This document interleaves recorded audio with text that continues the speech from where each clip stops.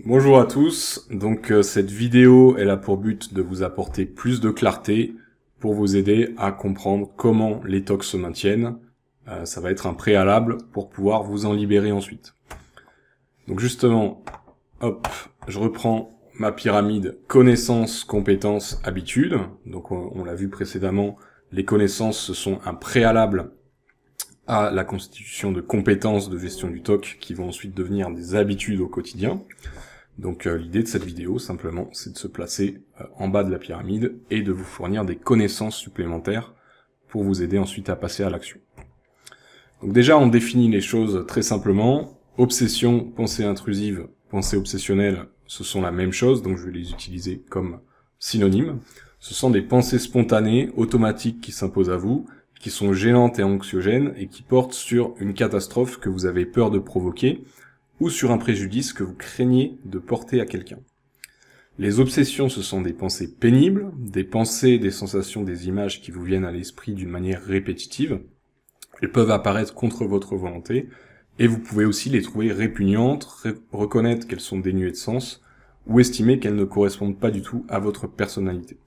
Le plus souvent, elles sont source d'angoisse, et pour vous donner un exemple, qui serait un exemple d'une personne qui souffre de phobie d'impulsion, ce serait qui me dit qu'un jour je vais pas agresser ma femme avec un couteau. Donc il y a plein d'autres exemples, mais je pense que vous voyez un petit peu en quoi ça consiste. C'est la petite voix que vous avez dans la tête qui vous rappelle tout le temps les mêmes choses à propos d'un danger ou d'une catastrophe qui va arriver. Compulsion, rituel, vérification, comportement de réassurance. Donc là aussi j'utilise tout ça comme synonyme. Ce sont des actions que vous vous sentez obligé d'accomplir, mais c'est vous qui décidez de les faire, pour empêcher la survenue d'un danger, pour diminuer l'angoisse, et ce même si vous reconnaissez ces rituels comme dénués de sens ou excessifs. Parfois vous essayez de résister et de ne pas les faire, mais ça s'avère souvent difficile.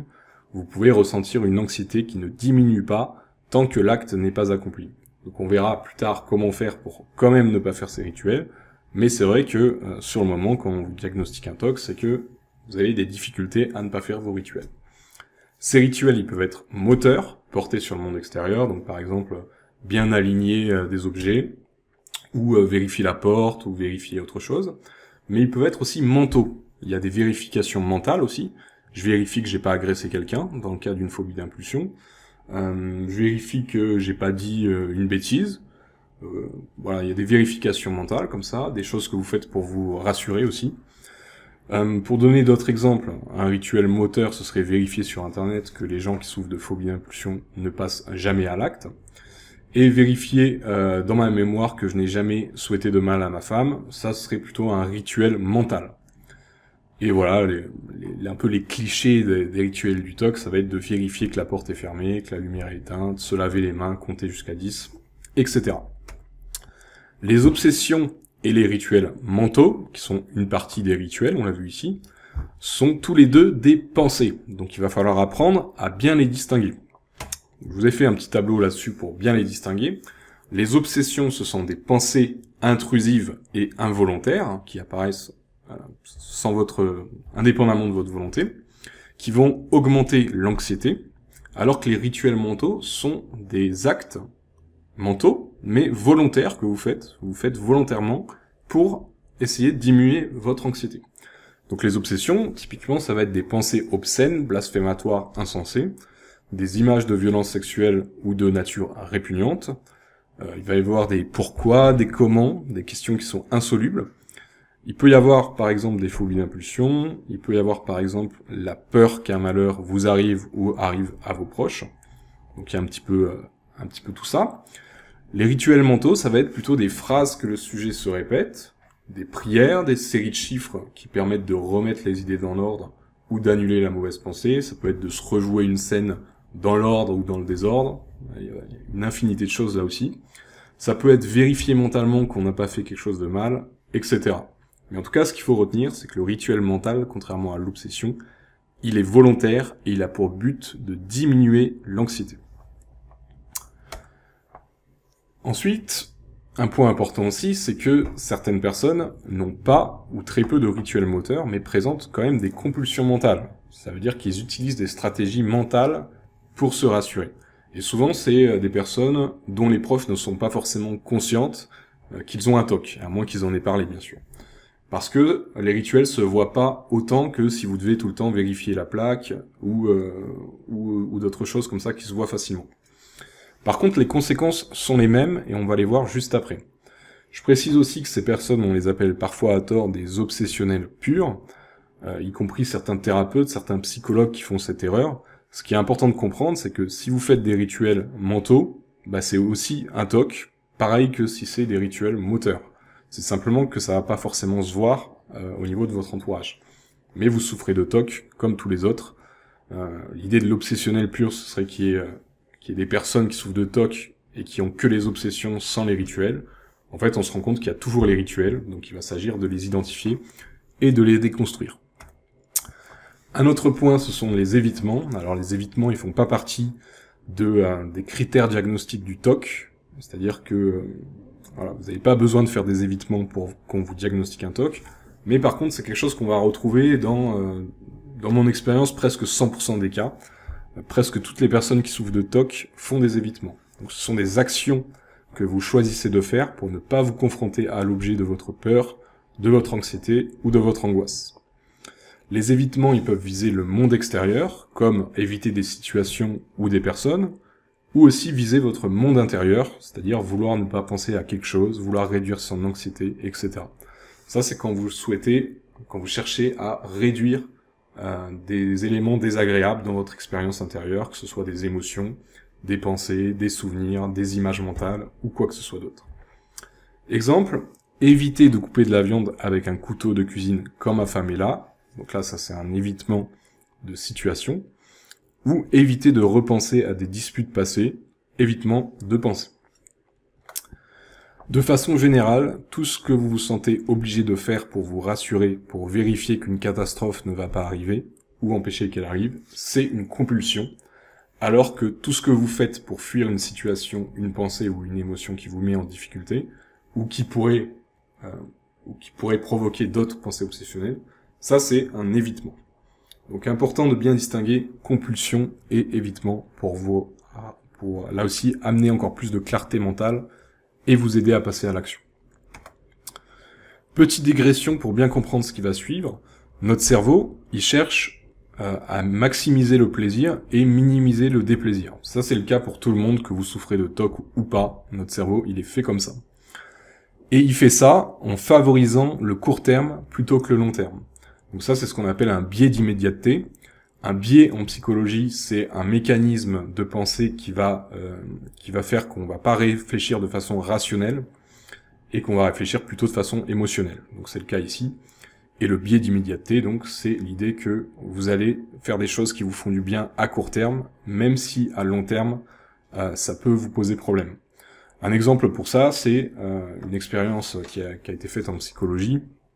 Si on vous propose soit d'obtenir 50 € aujourd'hui, soit 100 € demain, vous allez généralement choisir les 100 € demain. Parce que même si c'est pas immédiat, c'est assez proche dans le temps pour que vous vous disiez, il vaut mieux avoir 100 € que 50 €. Par contre, plus le laps de temps entre la première et la deuxième récompense va grandir, plus la valeur que vous accorderez aux 50 € supplémentaires va diminuer. Donc si cette même personne vous propose 50 € aujourd'hui ou 100 € dans un an, la plupart des gens, et vous sans doute, vous allez choisir plutôt les 50 € aujourd'hui, alors que théoriquement, intellectuellement, il vaudrait mieux prendre les 100 €. Ce principe-là, il fait que votre cerveau, il évite l'anxiété à court terme, même si ça lui génère plus d'anxiété à long terme. C'est le cas pour les compulsions, et pour les évitements aussi. Et il encourage notre cerveau, de façon plus générale, à créer des addictions qui nous font du bien sur le moment, même si c'est néfaste à long terme. L'exemple le plus parlant étant le sucre. On est tous un petit peu addicts au sucre à notre époque. Donc voilà, ça c'est pour vous aider à comprendre vraiment le biais d'immédiateté. C'est un point important dans le TOC. Pourquoi c'est un point important ? Je développe ça ici. Évitement et compulsion ont les mêmes effets. Sur le moment, à court terme, ça va vous soulager. Mais à plus long terme, vous avez l'impression que c'est votre évitement, vos compulsions, qui ont empêché des catastrophes de se produire, ou alors de vous sentir encore plus mal. En fait, quand vous faites ça, quand vous faites des compulsions, des évitements, vous n'avez pas appris qu'il n'y avait pas vraiment de danger et que l'anxiété était tolérable. Donc ici, je donne un exemple qui est la phobie des chiens.